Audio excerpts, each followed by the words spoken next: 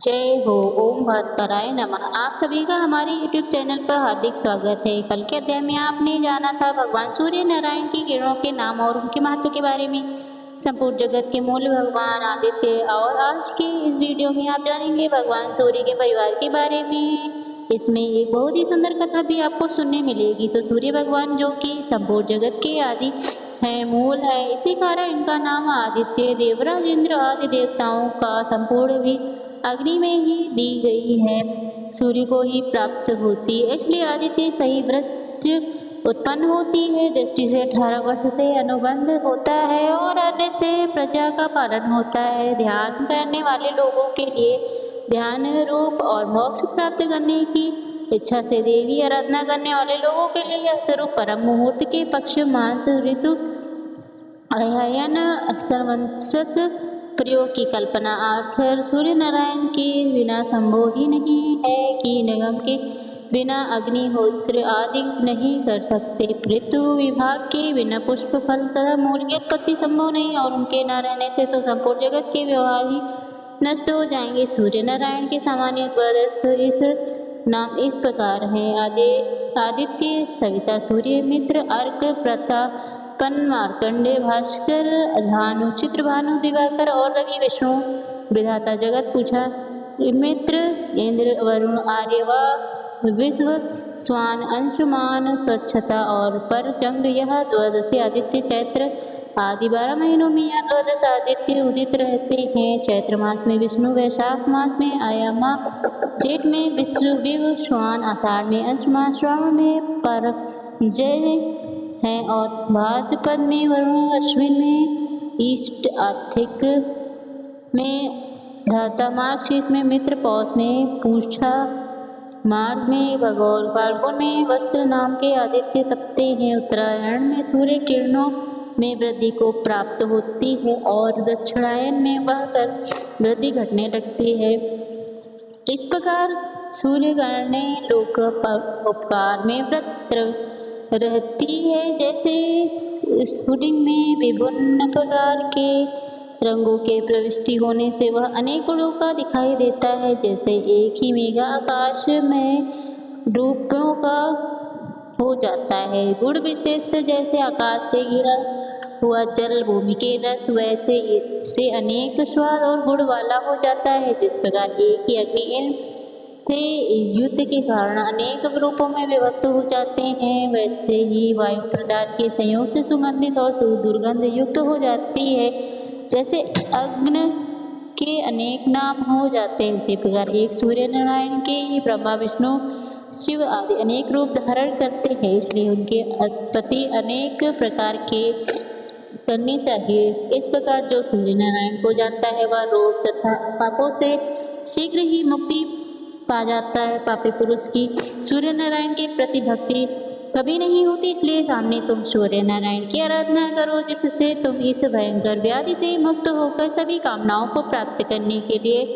अब जानिए भगवान सूर्य के परिवार के बारे में। सुमंत मुनि कहने लगे, राजन सांवरे, नारद जी ने पूछा, महामुनि, आपने भगवान सूर्य के अत्यंत आनंद का महात्मा का वर्णन किया, जिससे मेरे हृदय में उनके प्रति दृढ़ भक्ति उत्पन्न हो गई। अब भगवान सूर्य नारायण की पत्नी महाराज जी और निबुच्छा तथा भिंडी और पिंगल आदि के विषय में बताइए। तब नारद जी कहने लगे, सामने भगवान सूर्य नारायण की राजधानी और निबुच्छा नाम की 2 पल शुक्र है। इसमें से राहु जो अर्थात स्वर्ग और नर को पृथ्वी भी कहा जाता है। शुक्ल सप्तमी तिथि को जो 7 और मार्ग कृष्ण पक्ष की सप्तमी तिथि को शुभ अर्थात पृथ्वी के नाम से सूर्य नारायण का संयोग होता है, जिससे राख्य से जल और शुभ का पृथ्वी से लोगों के कल्याण के लिए अनेक प्रकार की संपत्तियां अर्थात उत्पन्न होता है। अर्थात को देखकर अत्यंत प्रसन्नता से ब्राह्मण हवन करते हैं। वहाँ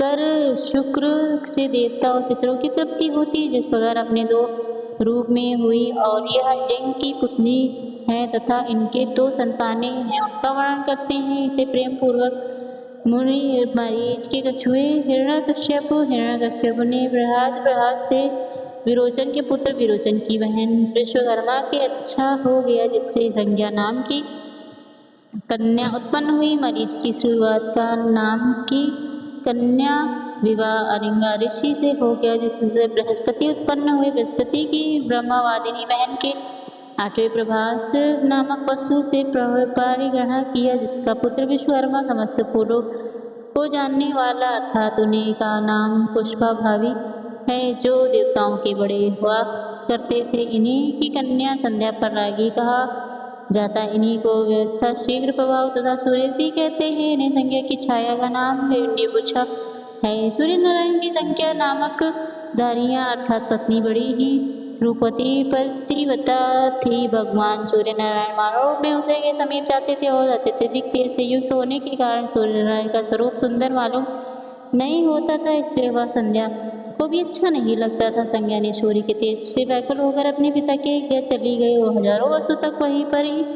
जब पिता ने संज्ञा से पति के घर जाने के लिए कहा, तब वह उत्तर प्रदेश को चली गई। वहाँ यशस्विनी का रूप धारण करके तरुण आदि चढ़ती भी समय बिताने लगी। सूर्य नारायण के समीप संज्ञा के रूप में उसकी छाया निवास करती थी। सूर्य उसे ही संज्ञा समझते थे। उसके 2 पुत्र और एक कन्या युधिष्ठिर, उत्सव तथा शुद्ध कर्मा, यह 2 पुत्र और अत्यंत सुंदर तपसी नाम की कन्या। छाया की संतानें श्रवण मनु के नाम से प्रसिद्ध होगा। शुद्ध कर्मा ने शनीश्वर नाम से प्रसिद्धि प्राप्त की, जिसे संख्य प्रकार से अपनी संतानों से स्नेह करती थी। वैसे इसलिए छाया नहीं किया। इस अपमान को संज्ञा के ज्येष्ठ पुत्र श्रवण मुनि ने तो सहन कर लिया, किंतु उनके छोटे पुत्र अर्थात यमराज सहन नहीं कर सके। छाया ने बहुत ही अखिलेश देना शुरू कर दिया। तब क्रोध में आकर बलवान भावी प्रबलता के कारण उन्होंने अपनी ही माता छाया की भत्सना की और उसे मारने के लिए अपना पैर उठा दिया। यह देखकर पृथ्वी माता छाया ने उन्हें कठोर शाप दे डाला। कहने लगी, तुम अपनी माँ के को पैर के मारने के लिए तैयार हो रहे थे, इसलिए तुम्हारा यह पैर टूट कर गिर जाए। छाया के हिसाब से विहल होकर यह अपने पिता के पास गए और उन्हें सारा वृत्तांत कह सुनाया। पुत्री की बातें सुनकर सूर्य नारायण कहने लगे, पुत्र, इसमें कुछ विशेष कारण तो जरूर होगा, क्योंकि अत्यंत धर्मात्मा तो जैसे पुत्र के ऊपर माता को क्रोध आया है। सभी पापों को तो निदान है, किंतु माँ के शाप का कभी अंत नहीं हो सकता। पर मैं तुम्हारे ऊपर अधिक स्नेह होने के कारण एक उपाय करता हूँ। यदि तुम्हारे पैर के मांस को लेकर क्रमिक भूमि पर चली जाए तो इससे माता का भी शव भी सत्य हो जाएगा और तुम्हारे पैर की भी रक्षा हो जाएगी। सुमंत मुनि कहने लगे, राजा इस प्रकार पुत्र को आश्वासन देकर शुक्र और सूर्य नारायण छाया के समीप चर्चा करने लगे। छाया, तुमने जिसने क्यों नहीं करती हो, माँ के लिए तो सभी संतानें समान होनी चाहिए। यह सुनकर छाया ने कोई उत्तर नहीं दिया, जिससे सूर्य नारायण को क्रोध आ गया और विषाक्त लेने के लिए तैयार हो गए। छाया भगवान सूर्य को अर्घ देकर डर गई और उनसे अपना संपूर्ण वृत्तांत बतला दिया। तब सूर्य अपने ससुर विश्वकर्मा के पास गए। जब माता सूर्य को क्रोधित होकर विश्वकर्मा ने उन्हें पूजन किया तथा मधुर वचनों से उन्हें शांत किया और कहने लगे, मेरी पुत्री संज्ञा आपके अत्यंत तेज को सहन न कर सकने के कारण वन को चली गई है।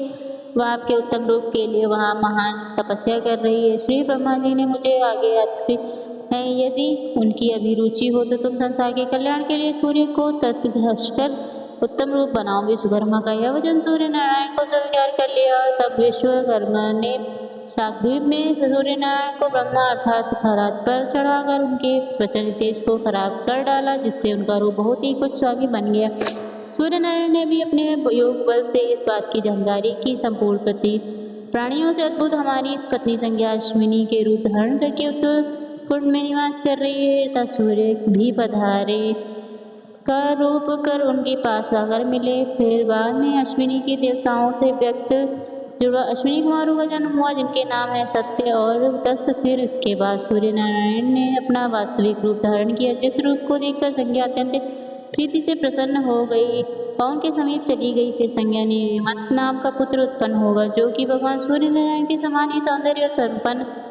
इस प्रकार सर्वाण मनु प्रधना शनि तपस्वी 2 अश्विनी कुमार वैवस्वत मुनि और रेवंत, यह सब सूर्य नारायण की संतानें हुई। अग्नि आर्मी यमुना नदी में प्रवाहित हुए सर्वाणी मुनि होंगे। सर्वाणी मनु मेरु पर्वत के प्रथम प्रदेश पर तपस्या कर रहे हैं। सामान्य रहता शनि ग्रह बन गए और उनकी वगिरी तपती नदी बन गई, जो विंध्यगिरी से निकलकर पश्चिमी समुद्र में जाकर मिल जाती है। इस नदी में स्नान करने से बहुत ही पुण्य प्राप्त होता है। सोन नदी से तप्ती का संगम पर गंगा नदी व्यवस्थित यमुना का संगम होता है। दोनों अश्विनी कुमार देवताओं के बेटे हैं, जिनकी विद्या से ही वे गढ़भूमि पर अपना जीवन निर्वाह करते हैं। सूर्य नारायण ने अपने समान रूप वाले रेवंत नामक पुत्र को अश्व स्वामी बनाया, जो मनुष्य अपने गंतव्य मार्ग के लिए रेवंत की पूजा करते प्रस्थान करता है। उनके मार्ग में कभी विष्ट नहीं होता, उसके मार्ग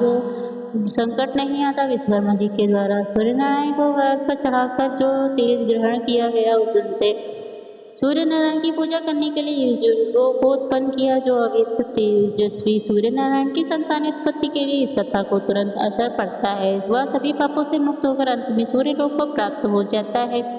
आज की कथा यहीं समाप्त होती है। धन्यवाद।